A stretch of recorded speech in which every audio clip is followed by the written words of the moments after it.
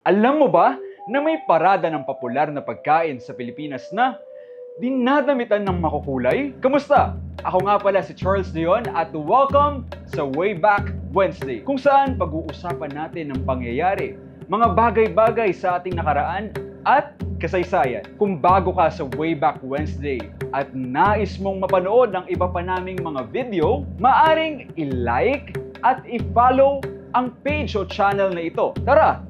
Pag-usapan natin ang pinagmulan ng lechon.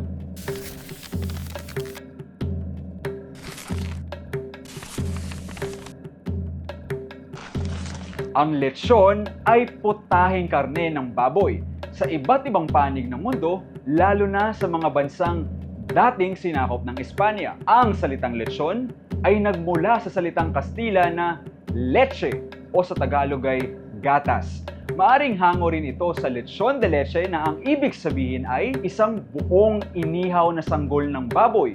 Karaniwang paboritong pagkain ng mga Pilipino ang lechon kapag may handaan, salo-salo o kahit anong okasyon. Ito ay nakakaakit ng mga bisita, kaya masasabing engrande ang isang pista kapag may nakahandang lechon. Ayon sa mga tala, ang lechon ay ipinakilala ng mga mananakop na Espanyol noong ika-16 na siglo.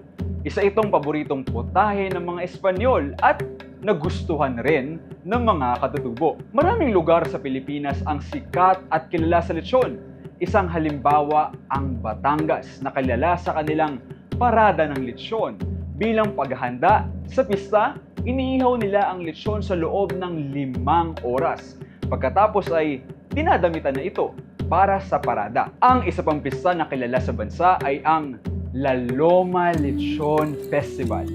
Tulad ng parada ng lechon sa Batangas, dinadamitan ng lechon ng makukulay na damit. Ang tema ng damit ay depende sa temang napili para sa taong iyon. Sa buong bansa, ang Cebu ang pinakatanyag sa paggawa ng masasarap at katakam-takam na lechon. Binabalik-balikan ito ng mga Pilipino. Sinasabing ang sikreto sa masarap nilang lechon ay ang pampalasa nito dahil mayroon itong paminta, asin, tanglad at iba pa. Sa kabila ng mga pagbabago sa oras at lugar, nananatiling buhay ang tradisyon ng lechon sa mga Pilipino. Mula sa simpleng pagkain ng mga katutubo, naging bahagi na ito ng ating kultura at patuloy na nagbibigay ng kasiyahan sa bawat selebrasyon. Ipinilaganap ng lechon ang kakaibang kultura ng Pilipinas. Ito ay hiniram mula sa ibang bansa, ngunit ito ay nabigyan ng panibagong lasa at linamnam. Ang lechon ay hindi lamang pagkain. Ito rin ay isang simbolo ng pagiging maligaya ng pagsasalo-salo at nagpapakita ng pagmamahal sa pamilya at komunidad. Kaya't sa susunod na may lechon sa inyong hapagkainan, alalahanin ang makukulay na kasaysayan nito kung paano ito naging bahagi ng ating pagkakakilanlan bilang mga Pilipino.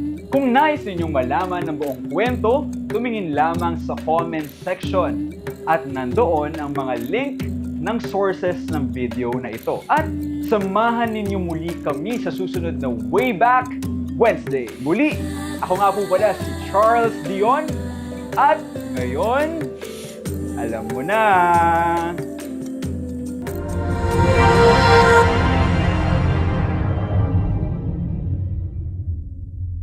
Kaya't sa susunod na may lechon sa inyong hapag-kubo, ano yan hapag-kubo? Hapag-kubo ba yan? Hapag-kainan?